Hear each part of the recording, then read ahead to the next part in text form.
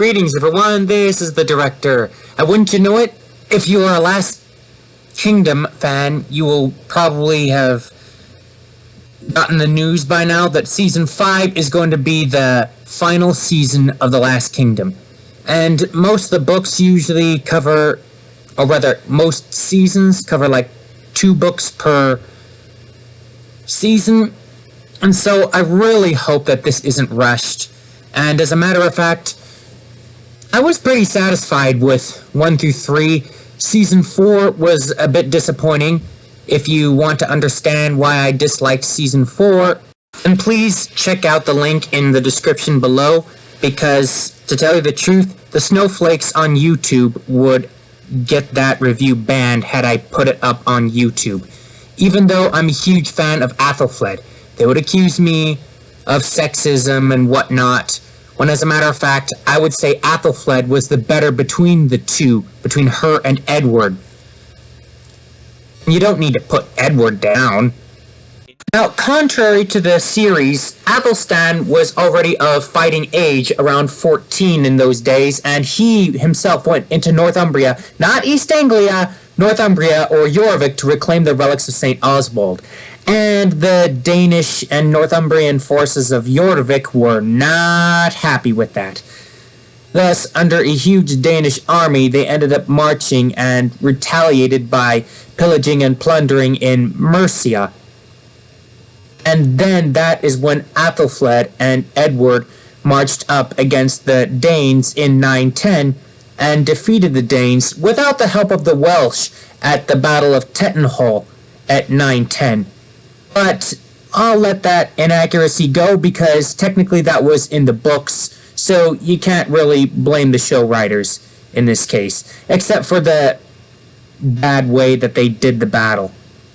But then one serious error of Season 4 that I can't let go is the fact that they already have East Anglia subdued, and that takes away a lot from Edward's accomplishment. Now, in reality, Sigtryggr did not attack Winchester because, for one, since he landed near eastern England, that would have been near suicidal to go that deep into Saxon territory, and especially how he never got noticed, I will never know, which seems like very poor writing if you ask me. And also, it makes much more sense that he would attack Chester, as he had been exiled from Ireland, just as was depicted in real history and in the show, so that part is accurate. However, the battle of Edward versus Sigtryggr actually takes place in 920, so Athelflaed could not have reinforced him, as Athelflaed had already been dead for 2 years.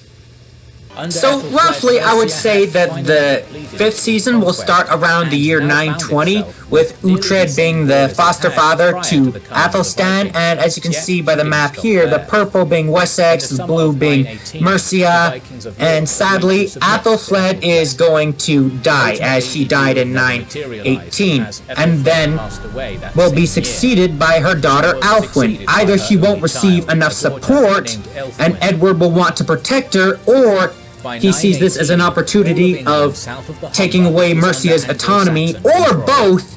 So out of a desire for power or out of protection for Alfwin, or both, he will remove Alfwin from power and then seal Mercia permanently with Wessex. My guess is that in the series and in real life, Alfwin was more feminine and not seen so much as a leader, which is why the Mercians wouldn't follow Alfwin as much, and what gave them the ability to, or rather what gave Edward the ability to come in and seize power, and thus incorporates Mercia permanently into Wessex. But in the process, we're not going to see just Athelflaed as the only child of Alfred dying. Edward will die too, and will probably die in 920.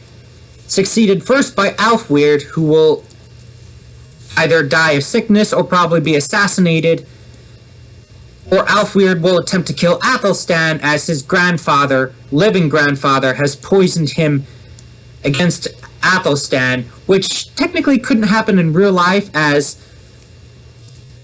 Athelhelm of Wiltshire had already been dead by the time of the Battle of the Holm. So he really shouldn't have been in season 4 at all, but historical inaccuracy aside, back to historical predictions, or predictions of the show based on history.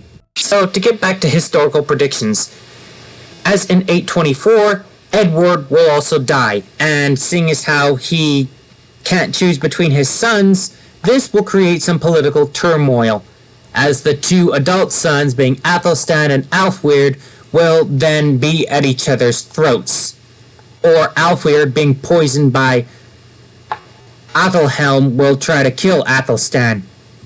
Which, as in the television show, as in real history, many people didn't consider his marriage to Edwin to be a real, genuine marriage, and thus they would have considered Athelstan to be an illegitimate child, even though he wasn't. And then, in the process, many historians dispute Alfred even being king, and then he will die, just as he did in real history and the books, possibly killed by Athelstan or Uhtred. And with Alfred out of the way, he is going to be succeeded by Edward's firstborn child, Athelstan. No, not that Athelstan, not the Athelstan from Vikings. That Athelstan, the son of Edwin and Edward. Having been raised by Athelflaed, he will inherit his Christian values from Athelflaed, having been fostered by Athelflaed in real life as well, and being of a warrior spirit, he will know the importance of both diplomacy and war, especially being partially raised by Uhtred, as was hinted at the end of Season 4, and thus he will become a master tactician under the influence of Uhtred.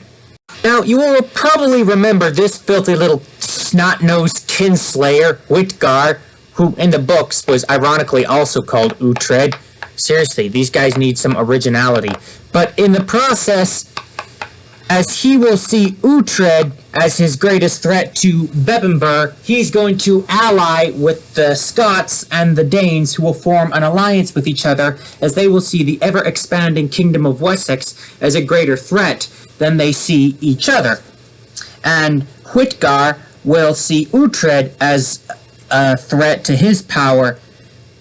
And this also is related to real history, as Bebbanburg, or Bamberg as it's called today, made an alliance with Constantine of Alba, as you can find on page 321 in Viking Wars, War and Peace in King Alfred's Britain. And then, just as we got in the previous seasons, we will have the ultimate battle for the second half of Season 5, the Battle of Brunanburh. And, of course, the Scots, Witgar of Bebbanburg, and the Danes will all be defeated by Uhtred and Athelstan. And in the process, it will seal Athelstan's reign over Jorvik and Northumbria, making him the first king of England, and it will also seal Uhtred as the rightful lord of Bebbanburg. Finally, about time. Now this would be epic if they did it in real history, and so I hope they do this. I hope they show Uhtred and Athelstan together cutting through the Britons' shield wall, the Britons of Strathclyde, and also Witgar dying at Uhtred's hand and then flanking the Scots, causing them to rout, therefore routing all the enemies. And thus it will seal Athelstan's overlordship over all of England, while it will seal Uhtred's position as the rightful lord of Bebbanburg. Thus, as England is united, Uhtred will reclaim his birthright over Bebbanburg.